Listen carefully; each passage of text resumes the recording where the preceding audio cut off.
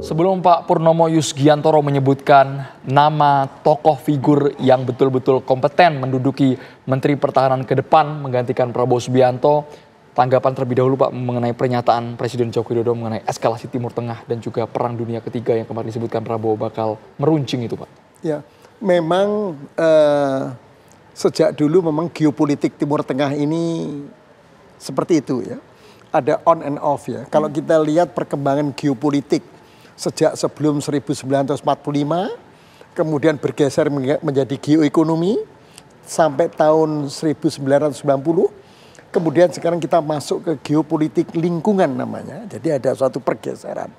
Itu memang tetap saja geopolitik konflik Timur Tengah ini memang perlu kita waspadai. Terutama ya ada yang masalah minyak dan gas dan lain sebagainya. Nah, tentu bagaimana Indonesia? Ya tentu kita harus siap. Ya, seperti yang disampaikan oleh Bapak Menteri Pertahanan Prabowo Subianto dari waktu ke waktu, visis pacem parabolit. Jadi kita pengen soft power, kita pengen diplomatic power, tapi kita harus siap perang. Kita harus siap perang. Jadi apapun pembangunan kekuatan pertahanan itu harus terus kita lakukan, tetapi pendekatan diplomatic power seperti yang disampaikan Pak Presiden Jokowi itu saya kira sesuatu yang cukup baik. Ya. Pak, kita kan adalah bagian dari negara non-blok ya Pak ya. Apakah Perang Dunia Ketiga ini kalau seandainya jadi, harapan kita tidak akan ada perang di muka bumi ini. Tapi kalau seandainya pecah memang Perang Dunia Ketiga, apa dampaknya ke Indonesia? Mungkin secara geografis kita tidak terlalu dekat dan kita pun secara politik juga merupakan negara non-blok begitu. Nah, secara dampaknya apa? Apakah mungkin ada dampak ekonomi, krisis energi, atau mungkin juga berdampak secara keamanan negara kita? Pasti kalau dampak itu ada. Kan kita melihatnya itu kan dari sisi politik, ekonomi, sosial, budaya, pertahanan, keamanan.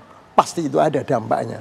Hanya saja ya kalau kita lihat ya beberapa fenomena-fenomena yang terjadi yang kita khawatir itu akan memungkinkan terjadinya Perang Dunia Ketiga, ternyata tidak juga terjadi gitu. Ya contohnya Ukraina dan Rusia. Kemudian waktu Cheonan, waktu itu terjadi konflik antara Korea Utara, Korea Selatan, segala. Karena apa? Karena sekarang itu di samping bilateral juga multilateral itu bermain. Ya. Contohnya kalau Korea Utara, Korea Selatan, contohnya saja. Di belakang Korea Selatan ada Jepang dan Amerika. Di belakang Korea Utara ada Cina dan Rusia. Yang kalau terjadi apa-apa mereka juga duduk bersama-sama berbicara. Jadi kemungkinan selalu ada, ya. It's always possible to happen. Gitu. Cuman sekarang kalau kita lihat perkembangan dari waktu ke waktu dinamikanya itu tentu kita harus ya bersiap sih boleh ya.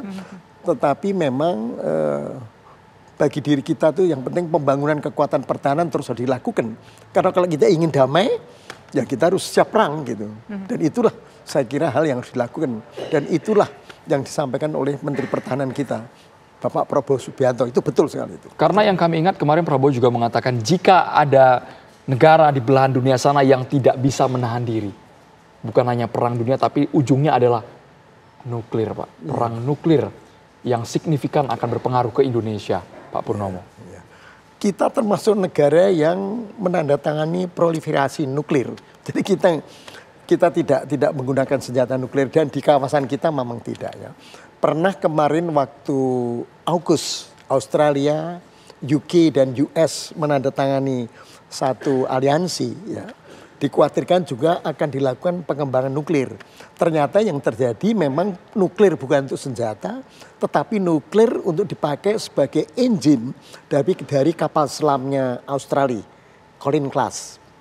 Jadi tidak nuklir sebagai senjata, tapi nuklir sebagai engine, mesin dari kapal selamnya Australia. Jadi sejauh ini ya kita berharap itu tidak terjadi ya Perang Dunia Ketiga. Oke, berbicara soal tantangan baik lokal maupun juga global, ini tentunya kekuatan militer, kekuatan negara juga bagaimana siapa nanti yang akan dipilih menjadi Menteri Pertahanannya. Siapa sosok yang cocok kalau menurut Bapak?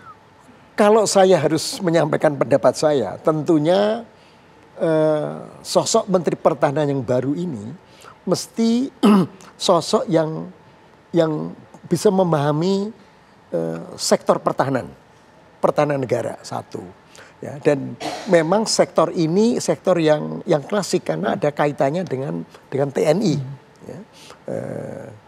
Terutama dengan TNI itu kaitannya dengan masa-masa yang sifatnya itu budgeting, policy yang pembinaan dan lain sebagainya kepada TNI. Jadi tentu ada beberapa dan banyak yang bisa dipilih.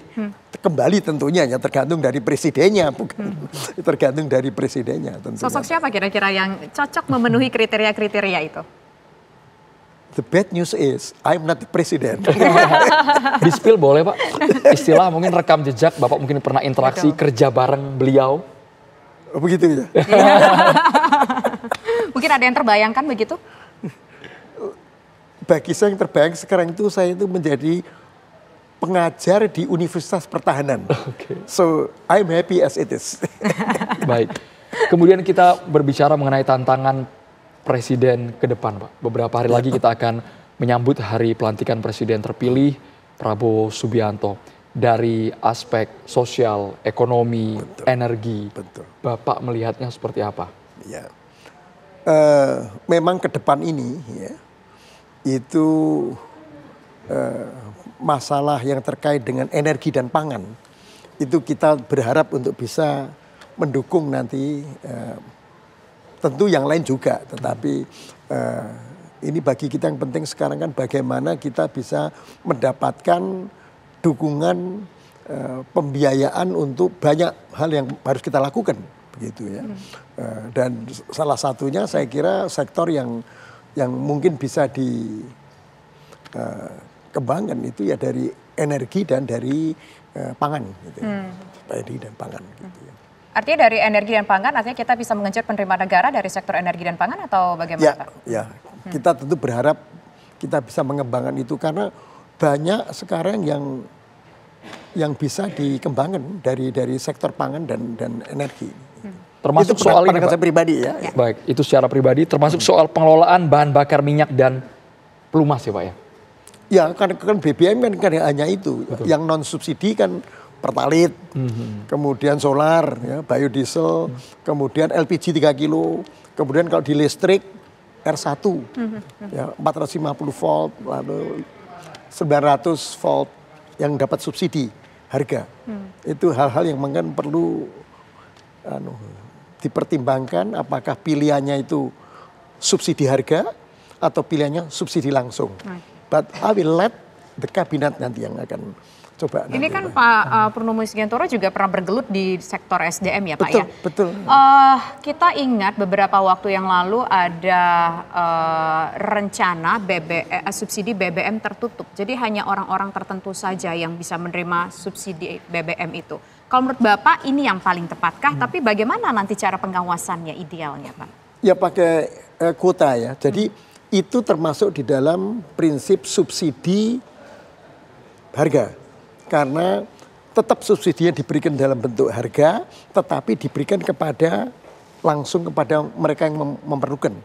Misalkan kalau minyak tanah ya kepada yang memerlukan minyak tanah, LPG, kemudian solar, biodiesel 35 dan Pertalite ya. Itu dengan sistem kuota terarah. Ya. Di masa lalu itu kita melakukan apa yang disebut dengan subsidi langsung. Jadi Aftur, Afgas,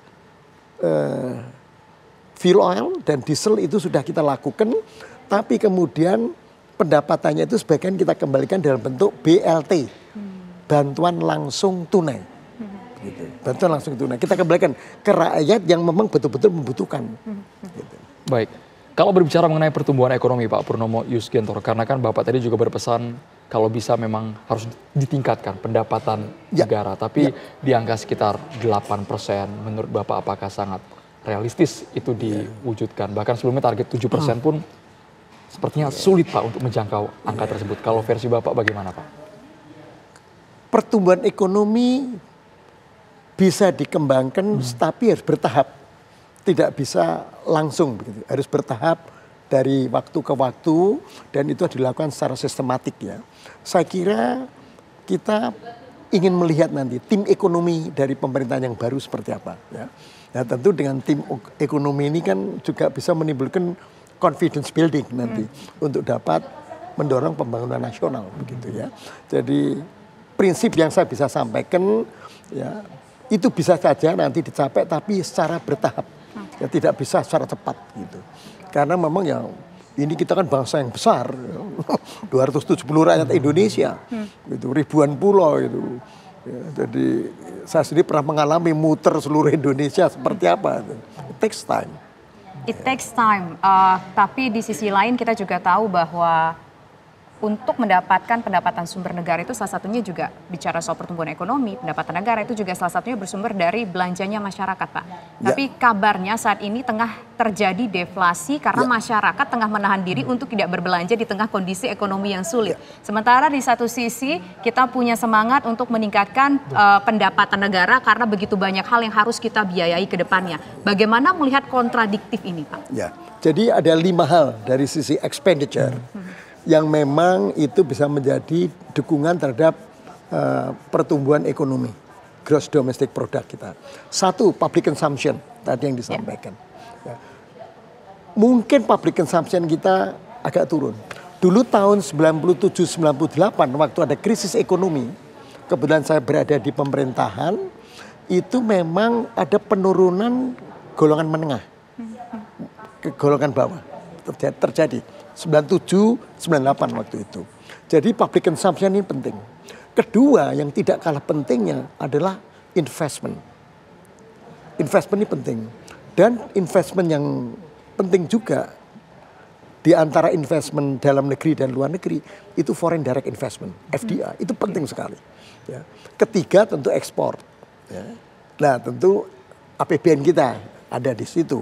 Di samping di situ ada faktor impor juga.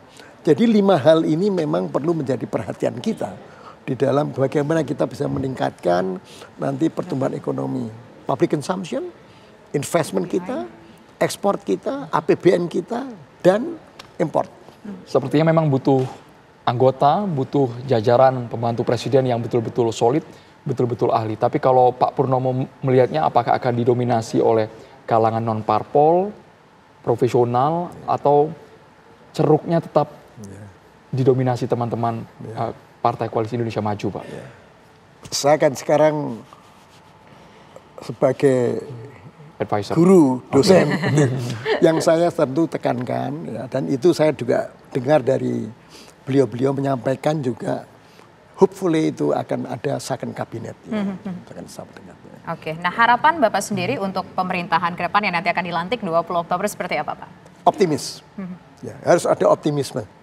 Ya, karena itu adalah salah satu dasar untuk perjalanan kita ke depan. Baik. Ya. Harus optimis. Okay. Ada pesan mungkin buat Prabowo Subianto dan juga Gibran Raka Buming Raka, Bapak, dari Pak Purnomo? Go for it. Go for it, tahu kan, move forward gitu istilahnya. Maju. Maju lakukan yang terbaik untuk negeri meskipun Sure. tantangan luar biasa, baik regional dan juga tingkat global begitu ya Pak? Tantangan itu selalu ada dari waktu ke waktu. Ya. Tantangan itu ada dari waktu ke waktu dan itu harus kita hadapi. Oke. Tapi Bapak yang betul-betul mengenal karakter Prabowo secara personal, yakin solusi demi solusi akan diwujudkan, Pak? Yes, we'll do it. Oke, baik. Terima kasih Pak Purnomo Yusgiantoro sudah berbincang bersama kami di Kabar Petang. Semoga sehat selalu. Selamat sore Bapak. Sehat selalu Pak Purnomo Yusgiantoro, Pak. Ini